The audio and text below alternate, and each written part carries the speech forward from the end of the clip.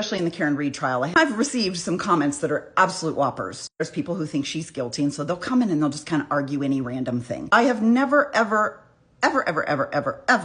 had anyone suggest that we use real human beings, like real live human beings, to just stand out in the street and get hit by a car and see what happens. Now, this comes on the trail of a few comment exchanges where I explained to this person who might not even be watching the trial. I think they said, well, wasn't it just an arm dangling on a rope?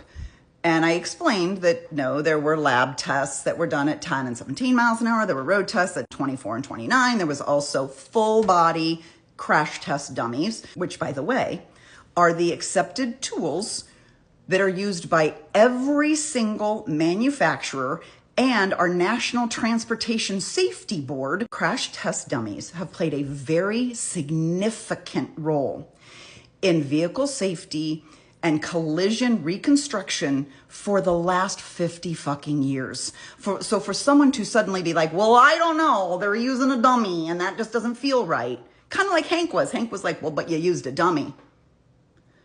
Because that's what you use. Insisting that we use a real human is fucking morbid. But I don't know. Maybe this person has a husband or a brother or cousin they don't like very much. We can just borrow that guy. Maybe he happens to be about the same height and weight as John, and just for shits and giggles, we'll buy him the same pair of jeans and put him in the same orange t-shirt and the same hat and the same Nikes, and we'll put him out in the street and we'll run that fucker down and we'll see what happens to the taillight. I'm game if you are.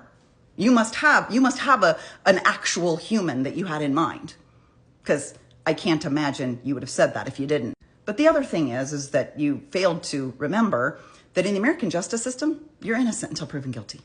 Karen Read sits there every single day as an innocent woman. The burden is on the prosecution to prove that she hit John with her car.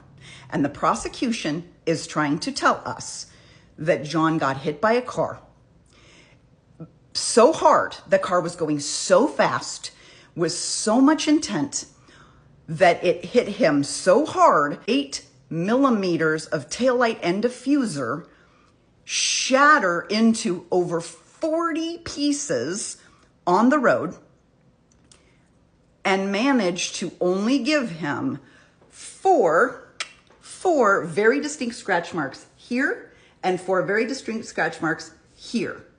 And to prove this, they paid a guy $400,000 to paint blue on a taillight and then basically rub himself up against it to make his arm blue, so we would think that that is scratches. And so symmetrical. That's the part I love. It's so symmetrical.